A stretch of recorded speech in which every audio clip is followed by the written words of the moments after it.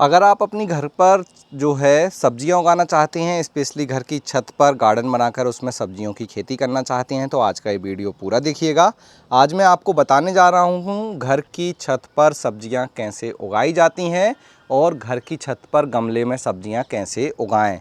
पूरी जानकारी मिलेगी, वीडियो में देखिए, लास्ट तक बने रहिए। आपको एक एक मैं इन्फॉर्मेशन दूंगा कि कैसे मैं मेरे घर की छत पर जो है गमले में सब्जियों वाले पौधों को लगाकर यहाँ से ढेर सारी सब्जियों को तोड़ता हूँ।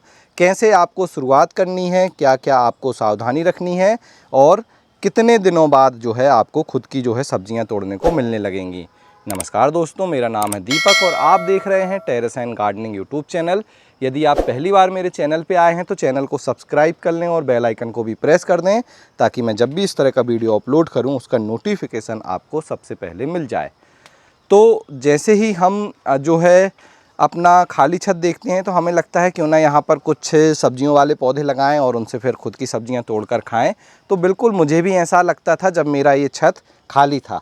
तो मैंने क्या किया, यहाँ पर सब्जियों वाले पौधों को लगाना शुरू कर दिया और एक एक करके मैंने ढेर सारी सब्जियों वाले पौधे लगाए और फिर मुझे उनसे ढेर सारी सब्जियाँ मिलने लगीं।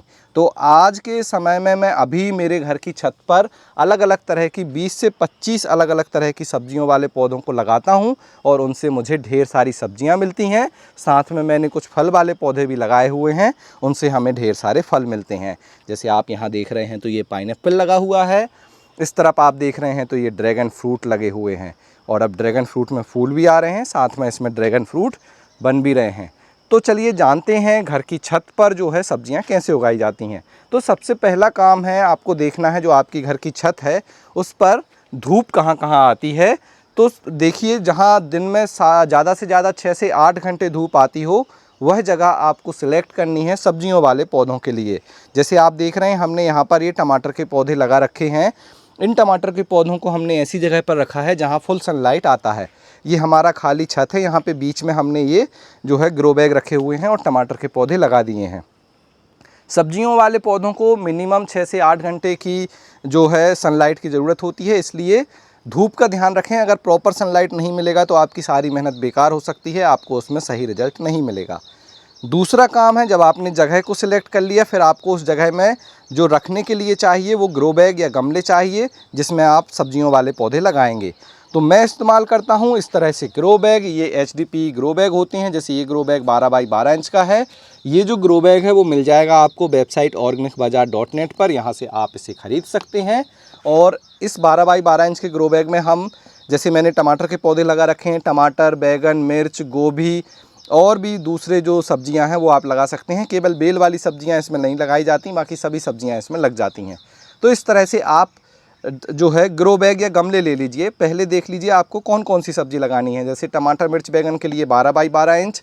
जो बेल वाली सब्जियां हैं, करेला, गिलकी, तोरई, लौकी, उनके लिए 18 बाई 18 इंच और 24 बाई 24 इंच का ग्रो बैग आपको लेना होगा। ग्रो बैग इसलिए इस्तेमाल किए जाते हैं क्योंकि ग्रो बैग हल्के होते हैं। जैसे कि हम छत पर जो है सब्जियां उगा रहे हैं तो छत पे हमें वजन को कम से कम रखना है। इसके लिए हम क्या करते हैं, ये ग्रो बैग इस्तेमाल करते हैं। 100 से 150 ग्राम का ही इसका वजन होता है और बहुत ही लाइट वेट होता है। चलता बहुत ज़्यादा है, 4-5 साल ईजीली चल जाता है। फुल सनलाइट में भी रखे रहेंगे आप तो ये ख़राब नहीं होता है। तो ग्रो बैग आपने ले लिए। अब ग्रो बैग में भरने के लिए हमें बनानी होगी मिट्टी।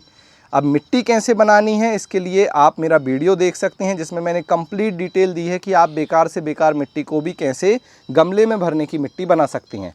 जो नॉर्मल हमारी मिट्टी होती है, जो ज़मीन में होती है, गार्डन सॉइल जिसे बोलते हैं, या आपको खेत वगैरह में जो सॉइल मिल जाती है, वो डायरेक्ट गमले में नहीं भरी जाती, क्योंकि उसे आप अगर मिट्टी भरकर पौधा लगाएंगे तो उस मिट्टी में पानी रुक जाएगा, उसका ड्रेनेज सिस्टम सही नहीं होता।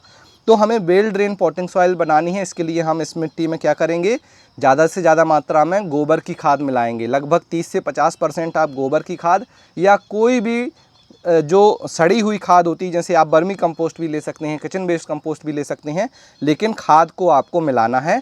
और बाकी आप 30% से 50% मिट्टी इसमें रख सकते हैं, थोड़ी सी नीम खली और दूसरे जो है न्यूट्रिशन मिला दीजिए। आपकी मिट्टी तैयार है और फिर इसे ग्रो बैग में भर लीजिए। अब हमें लगाने होते हैं इसमें पौधे।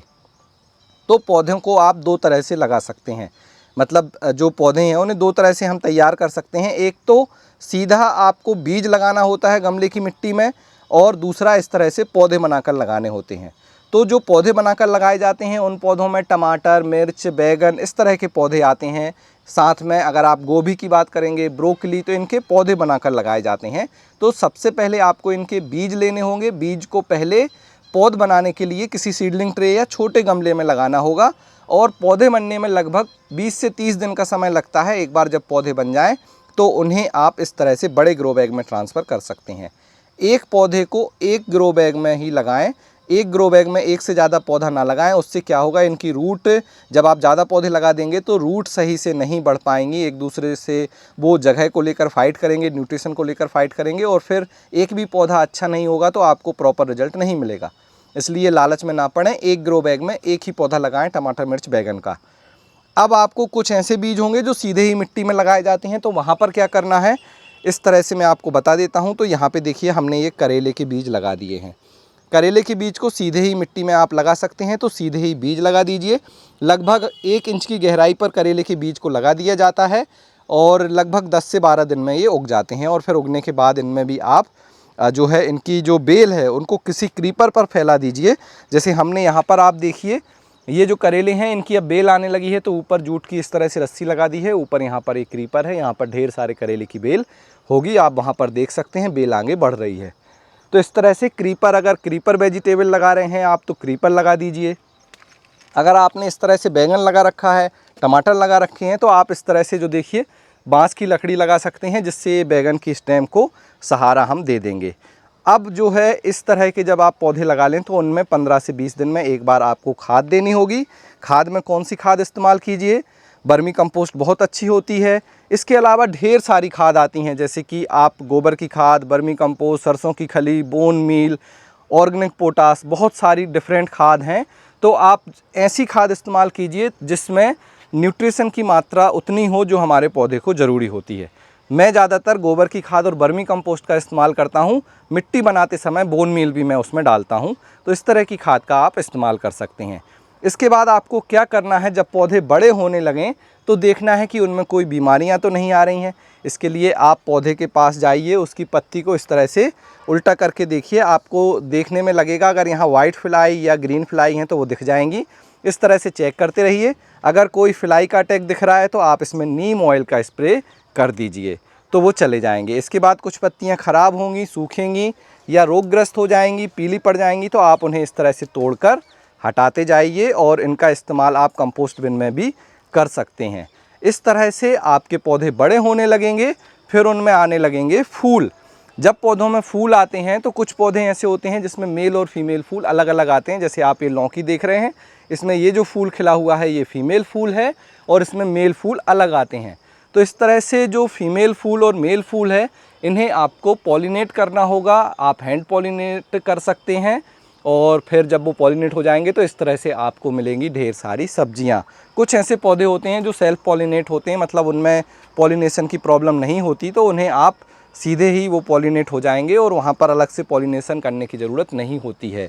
तो ये कुछ तरीके हैं जिसकी मदद से जो है आप अपनी घर की छत पर जो है अपनी खुद की सब्जियां उगा सकते हैं। घर की छत पर सब्जियां उगाना बड़ा ही आसान है, लेकिन आपको कुछ बातों का ध्यान रखना होगा जो मैंने स्टार्टिंग में बताई थी। जल्दी से उन्हें समझ लेते हैं, पॉइंट क्या क्या हैं।